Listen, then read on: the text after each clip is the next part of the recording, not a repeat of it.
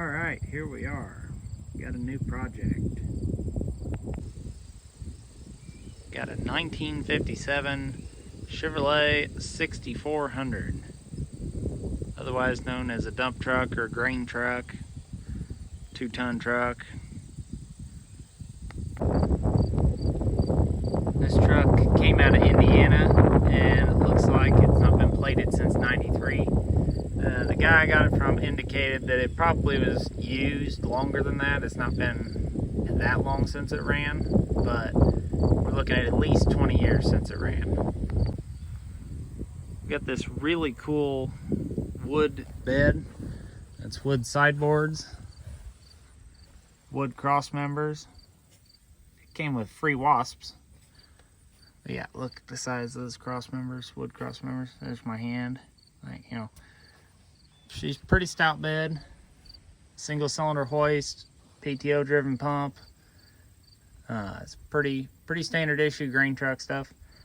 As far as I know, this bed's been on it its whole life. There is some speculation on whether or not the hoist has been in it its whole life, because around here trucks didn't have hoists on them. They put the truck on a sling and they dumped the bed by dumping the whole truck. You pick the whole front of the truck up. But the bed's in awesome shape. The truck's been inside almost its entire life. You can see there's our hatch in the back. You can see the bed is totally flat, in good shape. Sideboards are amazing. Got some duct tape to seal it at the bottoms. A couple little spots here and there, but she is in solid shape. I'd say it's possible the tailgate section here is a little bit newer. It doesn't have the same red paint on it, and it does have, looks like some stuff's been screwed on here and there to maybe stabilize it a little bit. I found scale tickets in the truck.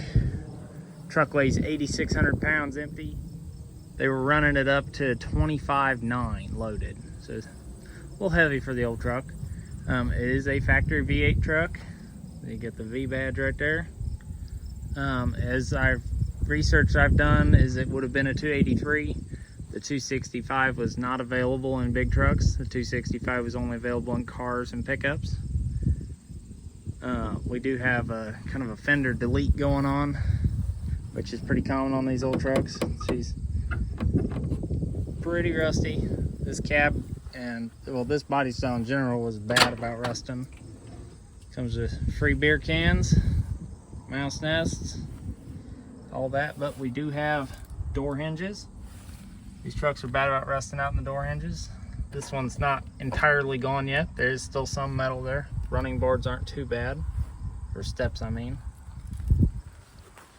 The actual door itself is kind of getting there. Definitely savable. We got 4-speed transmission with the 2-speed axle, vacuum shift. This side's about the same as far as fender damage. A lot of Bondo. Cab corner's pretty well gone. It does have cab mounts still though. This side's, the step's not too bad. Obviously, we do have some rust here, it looks like, but we're pretty good in here still. So, and then this door hinge is a lot better. The truck was sitting in a fashion I couldn't really look at the passenger side. This door is in worse shape, looks like. Came with free duct tape seat. Master cylinder is froze, can't push the brake pedal at all. Came with flare kit, belts. There's the scale tickets I was talking about. And we got some coolant. I got some parts. I put the oil there. 2 years ago's license plate as far as the truck's concerned. More beer cans, coffee cans. Huge mouse nest. We have keys. Can't really see it, but it's like 74,000 and something. No horn button. Aftermarket turn signals. Transmission shifts just fine. 2-speed, I'm sure does not work. These didn't work when they were new. Now let's go under the hood. I forgot to mention it has a really good headliner, and the cap's rusted out above the windshield. Here's the battery that came out of it. You can tell how old this is because it says AutoZone. It doesn't say Duralast on it like everything AutoZone sells now. There's our date code, J of 7 or 10 of 7. So we're gonna go with 97 probably. My guess anyway. Alright, so here's the beauty. So we have what we believe to be a 1979 Chevy 350. It's not, obviously not the original motor. You can get, if you're gonna try to date one, so you can see you have EGR and a Quadrajet. So you know this motor's at least from the mid 70s up. Typical old truck. It left the points because the points distributor clears the firewall, and it's very difficult to get an HEI shoehorned in there. Got the factory 283 manifolds on both sides. More mice. There's the other manifold. They actually have the factory Y pipe on it. I don't know if you're going to be able to see it. On these, the Y pipe comes around the front of the oil pan and joins up with the other manifold. They have cut it off, pinched it off, rolled it up, and welded it. But we got factory Harrison radiator, part number, date code.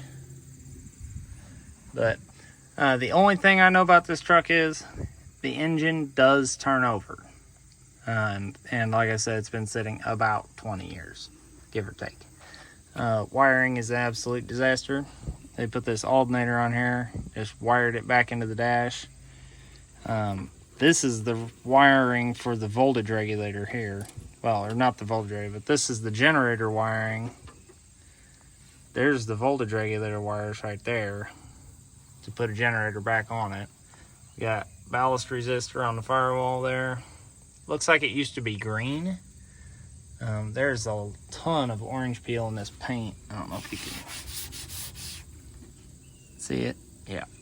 So, yeah, paint job's just awesome on it. But, yeah.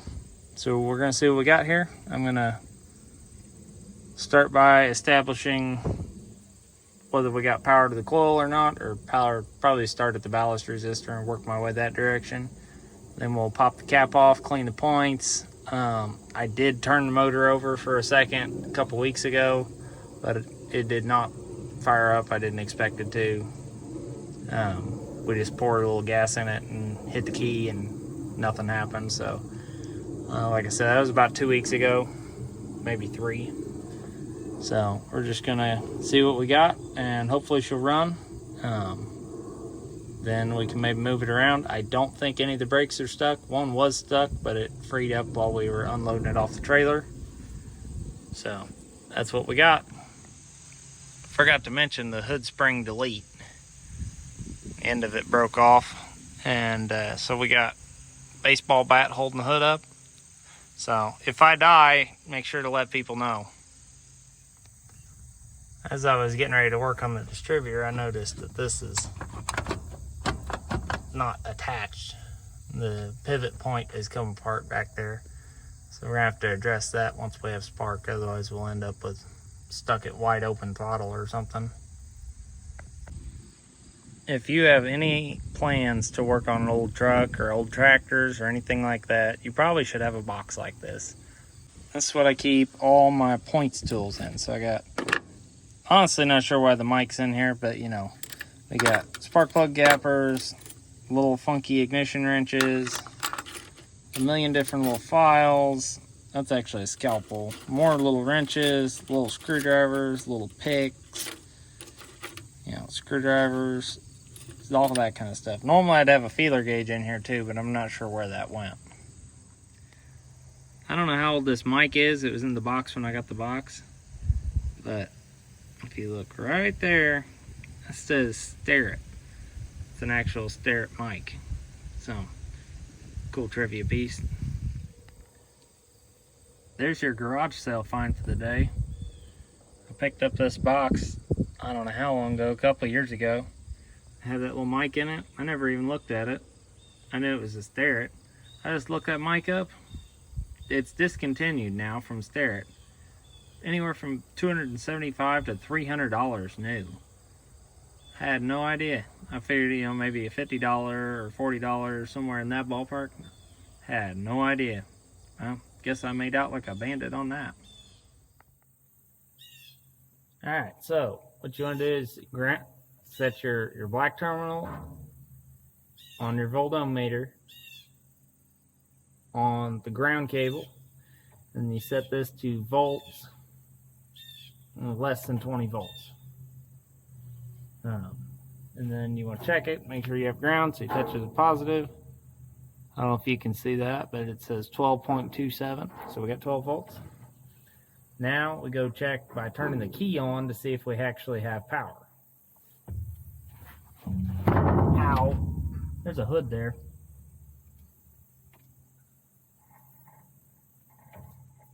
Well, if it didn't fall on me, I smashed my head into it, you know, probably good. There's so many spider webs under here. Absolutely insane. Anyway, so look at that. We got power to the ballast resistor. So on one side of your ballast resistor, if I can get it to go on there, there we go. We got 11.5, which is close enough. I'd like to see 12, but that's close enough. And then on this side, you got 11.5. That's not right. Wait a minute here.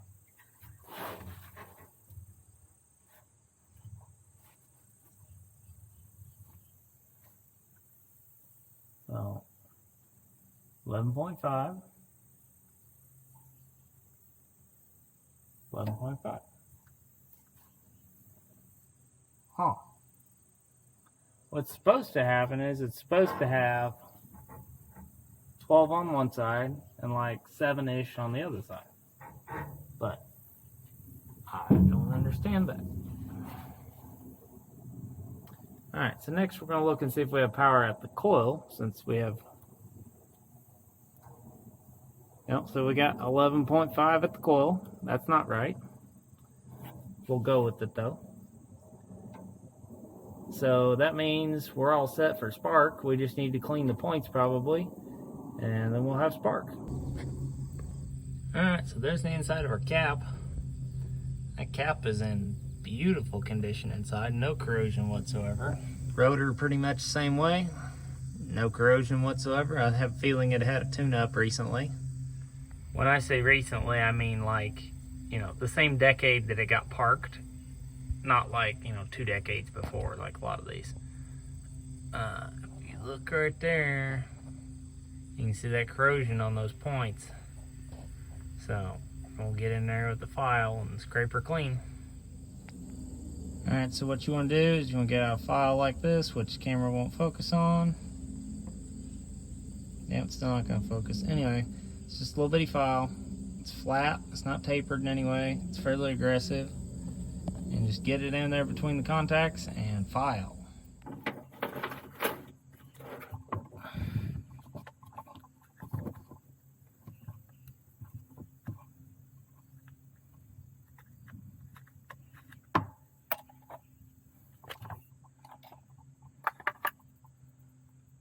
Alright, well that doesn't look too bad. We got flyweights in here that look like they're okay. Yep, they move. That's a massive benefit right there. You know how many of these I've been into that the weights were completely wedged in place. So you just slip this in here. The way the firewall is on this and where the coil is, it's almost impossible to get at these from any other angle. But right here, that's why I took the rotor off. Normally I wouldn't take the rotor off, nor do you have to take the rotor off. But here we are. And we're nowhere near yet. These points are not wearing very well. These points need replaced. You can tell they're worn massively towards the inside of the distributor and not worn at all on the outside. You want to make sure that you file each side evenly and on a flat plane, so that way when they shut,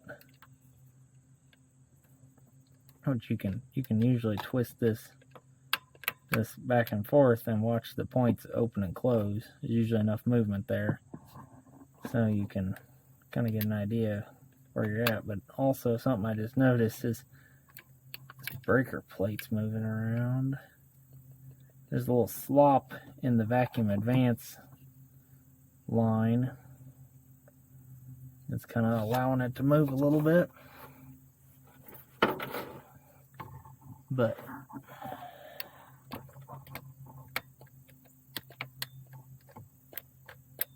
those points aren't opening very far. I can't tell if I'm on the... Well, yeah, I'm on the high side right there. But I'm not really reaching the low side either. So what you want to do is you want to hook your test light lead alligator to your ground. Let's see. Alright, I've got power. Oh, you can see that there. Now, if the points are open, see if I can get my hand jiggled in here and not get electrocuted. See how when I turn that like that, light comes on. Turn it like that, light goes off. Now, that means that coil should throw a spark if it's good. So let's put our cap back together and we'll get the actual spark tester on it. We'll turn the motor over and see what we got. Alright, we got that back together. There is one thing I would like to mention. I noticed that the rotor is a standard ignition brand. I'm assuming the cap probably is too. And the plug wires say standard on them. So it looks like everything it must have had plugs, wires, cap, rotor, all that at a similar time frame.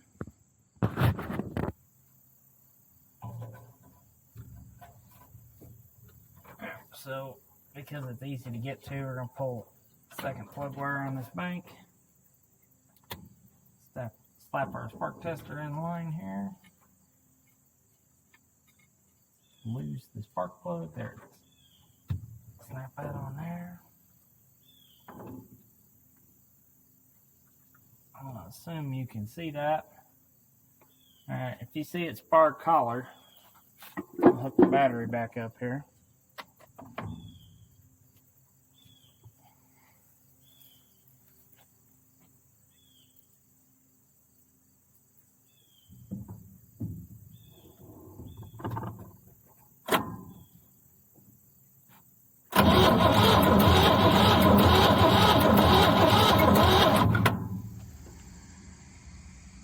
Well, I don't know if you could see it or not, but we do have spark.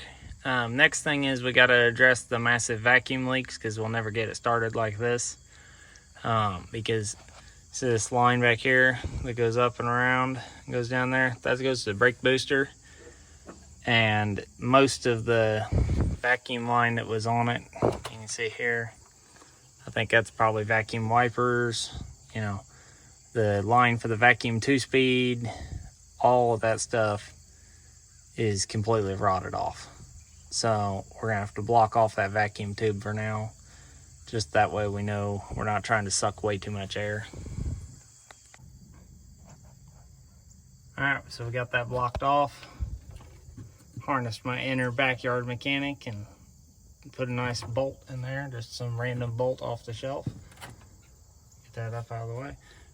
We got just a little bit more to go here.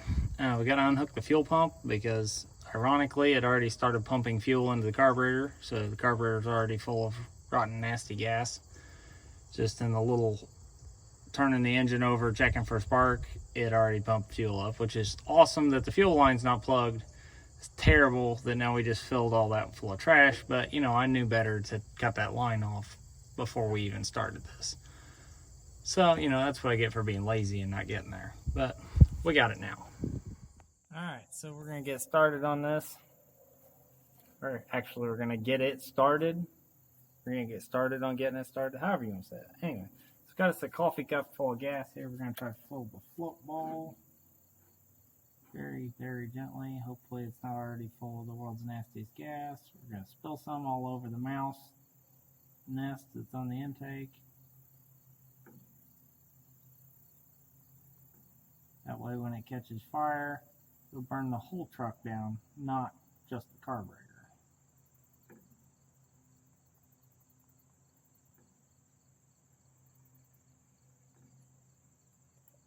Alright, so see it's leaking out down there. Give her a little splash. Alright, let's see what happens.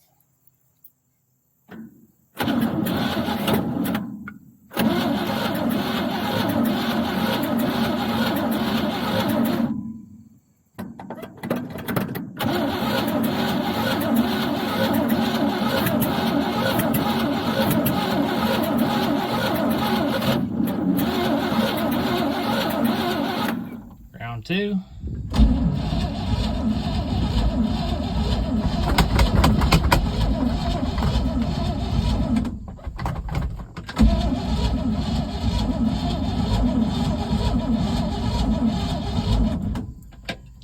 Still nothing. Just got to get all those valves limbered up, turning it over and over and over. Eventually she'll come around.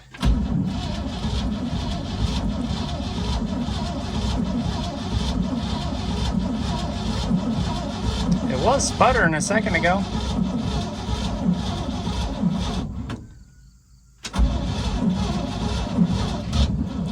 There we go. Maybe it is a little bit.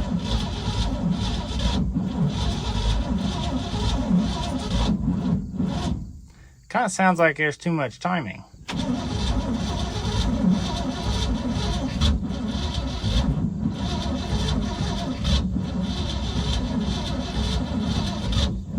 Yeah, I think I'm going to try backing the timing off a little bit.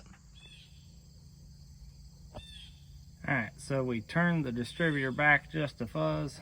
Let's see if that does us anything. Alright, round four.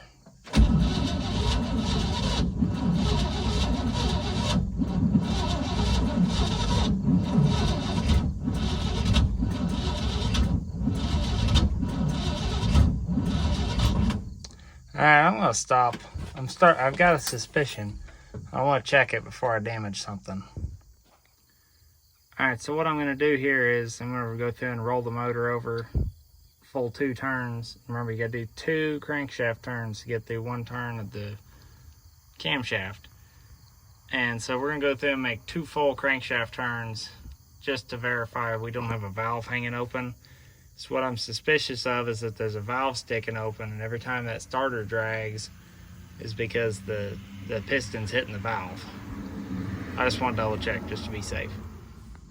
Alright, so we went through our full 2 rotations. Seems okay. There is one spot that seems to have a little more drag, but that could be stiff valve, or that could just be that it's got more compression on that cylinder, or that it only has compression on that cylinder. I'll back the timing off a little more. We're going to keep going a little bit, see what happens.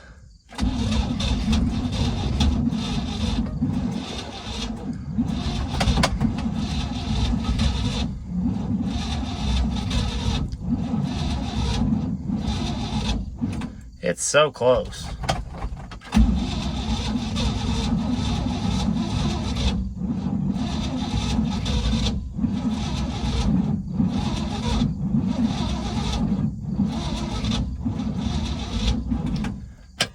Alright, now we're going to go check the firing order, because it makes me wonder if it had a fresh tune-up, did they actually ever have it running after it got tuned up?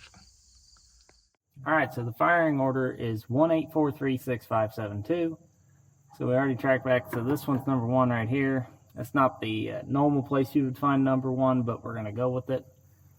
So number 1, the number 8 should be our rear bank on this side, or rear cylinder on this side, which is 1, 8, should be 4, take 4, 4, wait a minute, yeah, 4, so 1, 8, 4, No, wait a minute. 1, 8, 4, 3. Yeah, 3 goes over here. Yep, 3.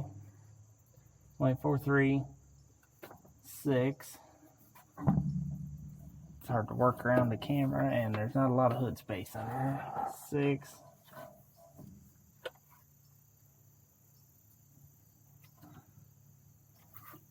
Oh, well, 7's not even hooked up. That's certainly not helping.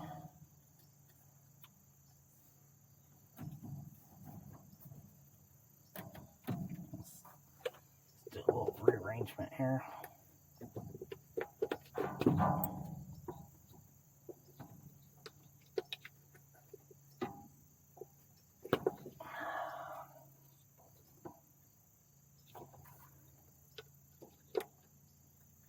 There. So we've got 1, 8, 4, 3, 6, should be 5. That is most definitely not 5.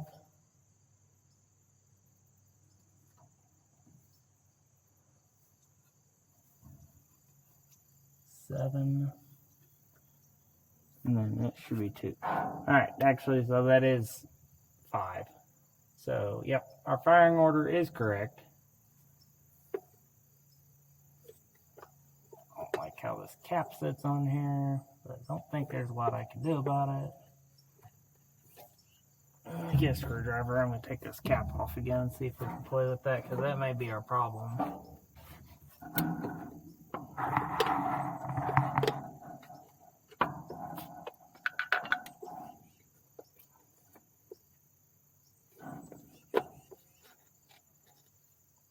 Actually, I think I have another cap.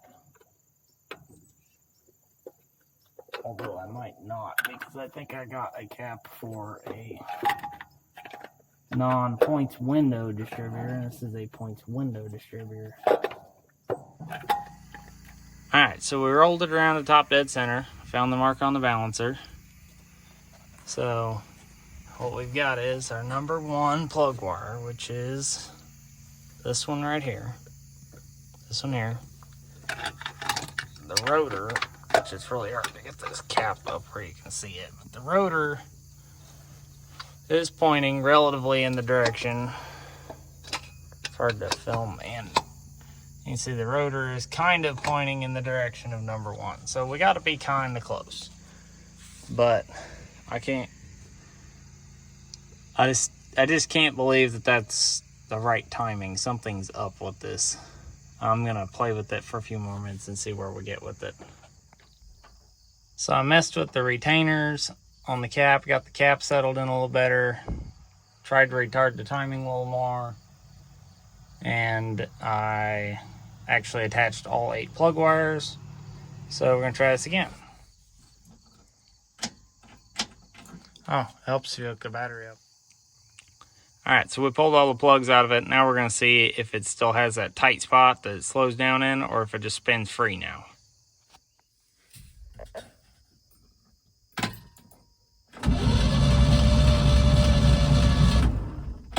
That sounds plenty good.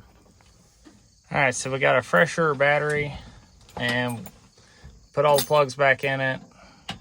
We're down 1 plug. I broke the porcelain off one, but it won't die if it's only on 7. I'll be surprised if we hit on 7.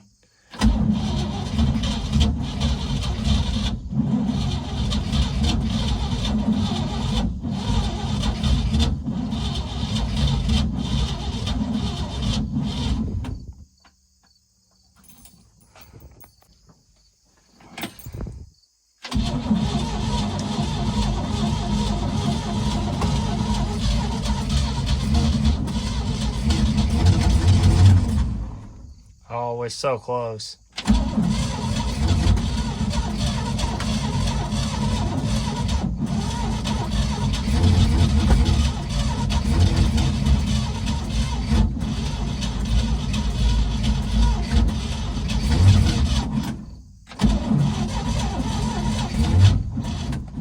It's so close.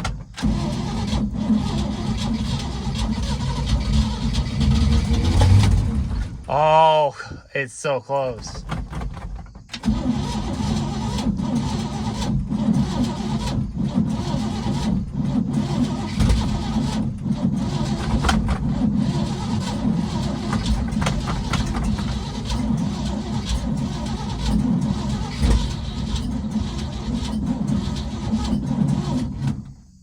I think we're losing our battery again.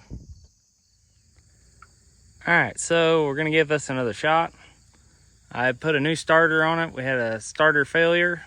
I did discover that part of the hard cranking problem it has is related to a chunk of dirt in the teeth on the flywheel. And then other than that, we're gonna give it a shot.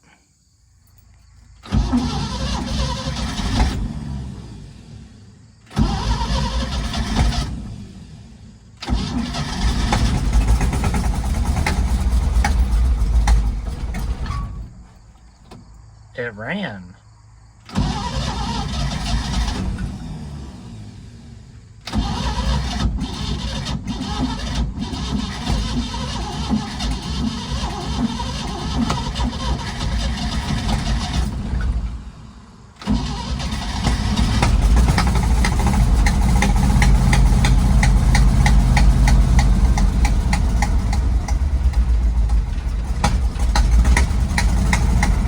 It's not running very good, but it's definitely running.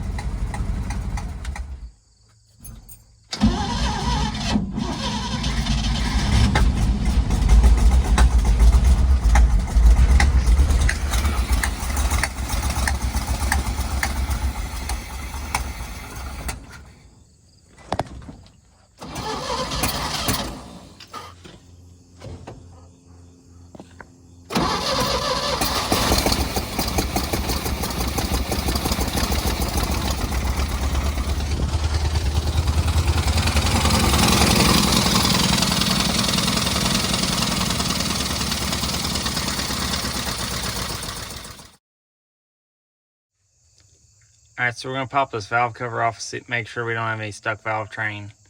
Once we did get it started, it is popping quite a bit back out of the carburetor. So we're just gonna take a quick look and see what's going on.